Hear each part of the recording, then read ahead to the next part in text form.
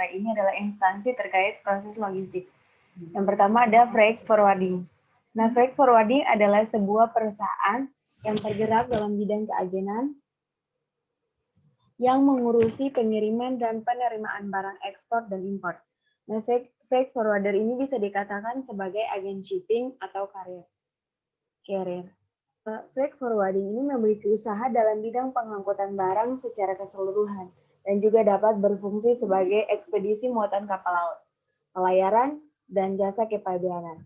Kepengurusan semua kegiatan yang diperlukan bagi terlaksananya pengiriman dan penerimaan barang melalui transportasi, baik melalui jalur darat, laut, maupun udara.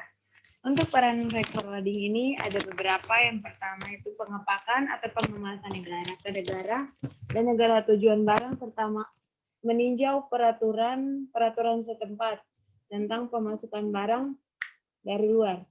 Yang ketiga adalah mengenai jalur dan rute angkutan barang yang terbaik dan tercepat. Dan yang berikut terakhir adalah pengaturan dokumen dan pemantauan barang selama proses angkutan. Nah, pihak yang terkait ada pemilik barang, pihak vendor, cargo surveyor, pihak pengangkut barang, asuransi dan bank dalam hal dokumentasi dan keamanan barang, serta badan dan instansi pemerintah yang terkait. EMKL. Nah, untuk pengertiannya adalah suatu usaha pengurusan dokumen dan muatan yang akan diangkut melalui kapal atau pengurusan dokumen dan muatan yang berasal dari kapal.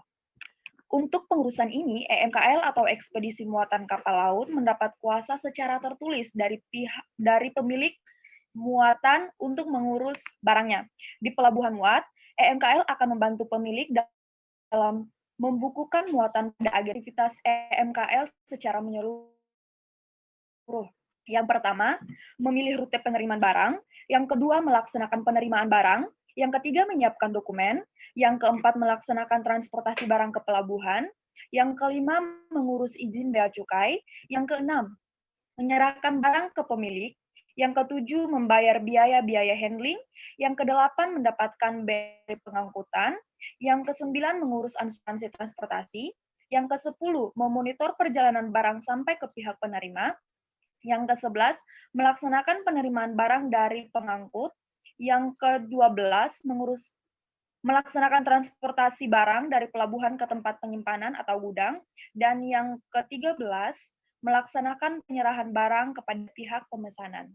Berdasarkan pasal 1 nomor 8 tahun 2011, yang dimaksud dengan angkutan multimoda adalah angkutan barang dengan menggunakan paling sedikit 2 moda angkutan yang berbeda atas dasar satu kontrak sebagai dokumen angkutan multimoda dari satu tempat diterimanya barang oleh badan usaha angkutan multimoda ke suatu tempat yang ditentukan untuk penyerahan barang kepada penerima barang.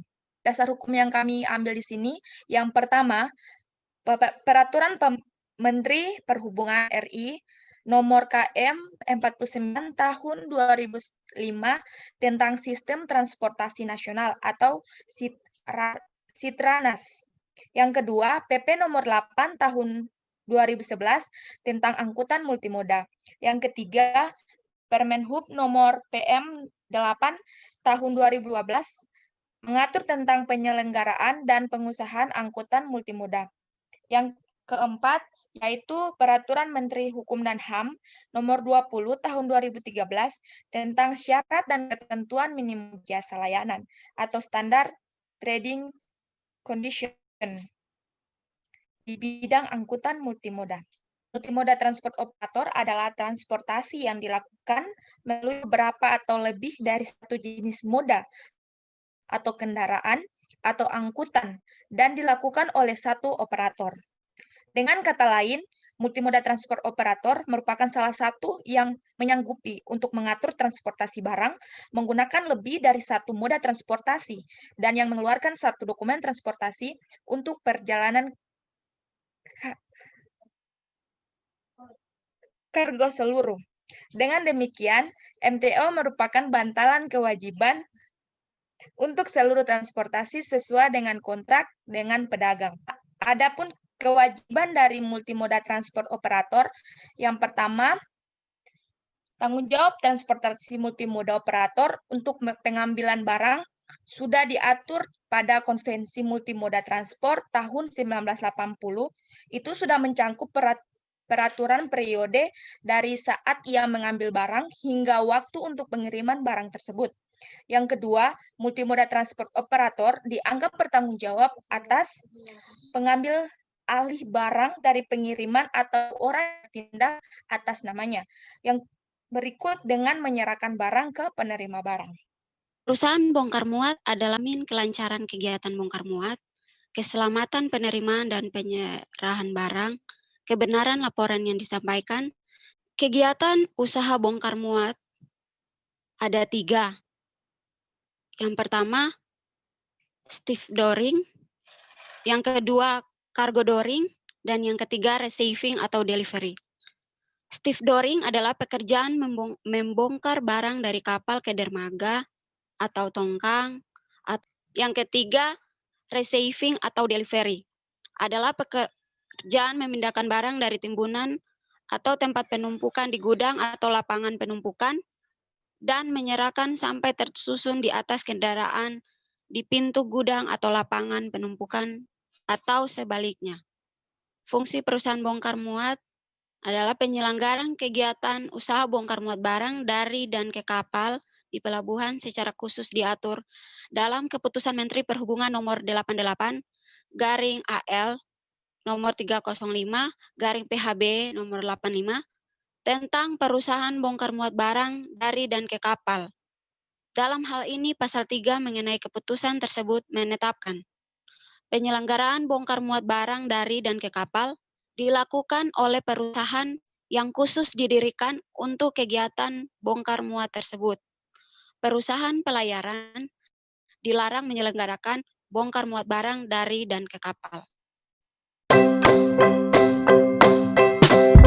Teman-teman, mohon izin bertanya, kelompok 4. Saya Prilly Catherine Rupilu dari kelompok 2. Mau bertanya sesuai dengan yang telah dijelaskan. Tadi pada perusahaan bongkar muat tadi sepertinya belum ada dasar hukum ya teman-teman. Mohon penjelasannya, apakah ada dasar hukum tentang perusahaan bongkar muat tersebut? Katie, saya akan mencoba menjawab. Jadi untuk proses kegiatan bongkar muat itu dasar hukumnya ada ya. Itu diatur dalam Peraturan Menteri Perhubungan nomor 60 tahun 2014 tentang penyelenggaraan dan penguasaan pengusahaan bongkar muat barang dari dan ke kapal. Jadi di situ poin-poinnya ada tentang izin untuk membuka usaha bongkar muat barang, terus kegiatan bongkar muat barang itu seperti apa saja. Ada juga tata cara pemberian izin usaha bongkar muat dan kantor cabangnya juga mengenai fungsi perusahaan bongkar muat. Yang mana penyelenggaraan bongkar muat barang dari kapal dilakukan oleh perusahaan yang khusus didirikan untuk kegiatan bongkar muat tersebut. Nah, perusahaan pelayaran dilarang menyelenggarakan bongkar muat itu dari kapal sendiri. Bagaimana jika di suatu pelabuhan tidak terdapat perusahaan bongkar muat? Apakah memungkinkan kegiatan bongkar muat dilakukan oleh perusahaan pelayaran? Mungkin muat dilakukan oleh perusahaan pelayaran. Sesuai dengan Peraturan Menteri Perhubungan yang tadi sudah saya jelaskan juga, saya sebutkan maksudnya, Peraturan Menteri Perhubungan nomor 60 tahun 2014. Pasal 4 ayat 2 itu disebutkan bahwa apabila di suatu pelabuhan tidak terdapat perusahaan bongkar muat, maka kegiatan bongkar muat dapat dilakukan oleh perusahaan angkutan laut nasional yang mengageni atau perusahaan nasional keagenan kapal. Dalam hal ini ya perusahaan pelayaran sendiri ya.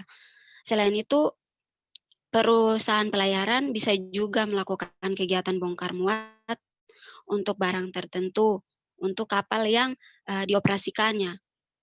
Barang tertentu di sini itu maksudnya meliputi barang milik penumpang atau curah cair yang dibongkar atau dimuat yang dilakukan melalui pipa, curah carrying, yang dibongkar atau dimuat melalui conveyor. Di sini kesimpulan yang kelompok kami ambil dari presentasi materi kami hari ini mengenai instansi terkait logistik, mulai dari freight forwarding yang merupakan sebuah perusahaan yang bergerak dalam bidang keagenan yang mengurusi pengiriman dan penerimaan barang ekspor dan impor, yang juga berfungsi sebagai EMKL, ekspedisi muatan kapal laut, yang memiliki peran dalam pengaturan dokumen dan pemantauan barang selama proses angkutan. Sedangkan EMKL itu sendiri adalah usaha pengurusan dokumen dan muatan kapal yang akan diangkut melalui kapal atau membukukan muatan pada agen pelayaran, mengurus dokumen dengan bea cukai dan instansi terkait lainnya, dan membawa barang dari gudang pemilik barang ke gudang di dalam pelabuhan. Sedangkan MTO adalah multimoda transport operator yang melalui beberapa atau lebih dari satu jenis moda atau kendaraan dan dilakukan oleh satu operator yang berkewajiban mengambil alih barang dari pengirim atau orang yang bertindak atas namanya. Yang terakhir ada perusahaan bongkar muat. Perusahaan bongkar muat merupakan perusahaan yang diberi wewenang oleh pemerintah untuk melakukan kegiatan bongkar muat di pelabuhan. Kegiatan yang dilakukan oleh perusahaan bongkar muat ada 3, yaitu tadi disebutkan stevedoring, cargo dooring, receiving atau delivery. Mungkin itu kesimpulan yang kami ambil dari materi kami. Terima kasih. Sekian kesimpulan yang disampaikan dan berakhir pula presentasi yang disampaikan, dan atas banyak terima kasih. Selamat siang, selamat sore, Assalamualaikum warahmatullahi wabarakatuh.